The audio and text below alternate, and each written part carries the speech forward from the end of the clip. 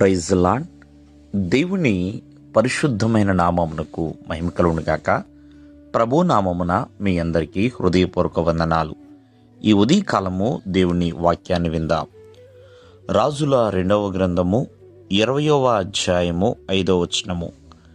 నీవు కన్నీళ్లు విడుచుట చూచితిని, నీ ప్రార్థన నేను అంగీకరించి ఉన్నాను. నేను నిన్ను బాగు చేసేదను. 3వ దినమున నీవు యెహోవా మందిరమునకు ఎక్కిపోదువు.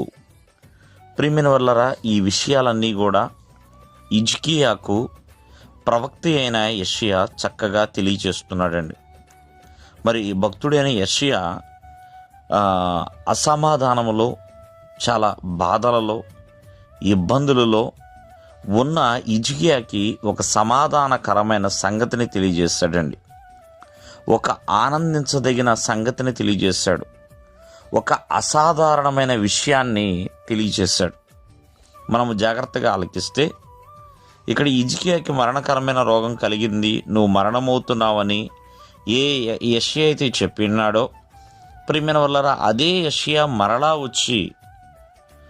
వచ్చి దేవుడు నిన్ను బాగు చేస్తున్నాడని, నీ ప్రార్థన దేవుడు అంగీకరించాడని, 3వ రోజునే యెహోవా మందిరానికి వెళతావని, 15 సంవత్సరాల ఆయుష్కాలం దేవుడు నీకు ఇచ్చాడని, అంతేకాకుండా మరి బ్రతికినంత కాలంలో ప్రియమైన వల్ల దేవుని యొక్క కాపుదల ఉంటుందని, అష్షూరు రాజు చేతిలో పడకుండా దేవుడు విడిపిస్తాడని, ఇలా ఎన్నో మంచి విషయాలు చెప్తున్నాడు. ప్రియమైన వల్లరా, అంటే వేదనలో, బాధలలో మరి ఉన్నప్పుడు హిజ్కియా రాజుకి యెషయా చెప్పిన మాట, దేవుడు యెషయా ద్వారా చెప్పించిన మాట చాలా అద్భుతమైనది, సమాధానకరమైనది.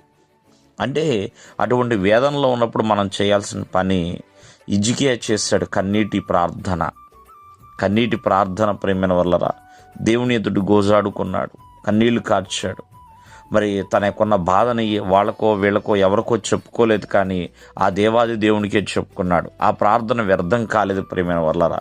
తన జీవితంలోనికి ఆరోగ్యాన్ని తీసుకొచ్చింది, అంతేకాకుండా ఆనందాన్ని తీసుకొచ్చింది, సమాధానమును తీసుకొచ్చింది, 15 సంవత్సరాల ఆయుష్కాలం తీసుకొచ్చింది, శత్రువుల చేతుల్లో పడకుండా ప్రియమైన వల్లరా తనకి కాపుదలను ఇచ్చింది. కావున ఈరోజున చేసే ప్రార్థన అనేది ఎప్పుడు కూడా వ్యర్థము కాదండి, ఎప్పుడు వ్యర్థం కాదు. ఇక నా జీవితం అయిపోయిందిలే అని హిజ్కియా ఊరుకోలేదు ప్రియమైన వల్లరా. కన్నీళ్లు కాచి ప్రార్థన చేసి దేవుణ్ణి వేడుకున్నాడు.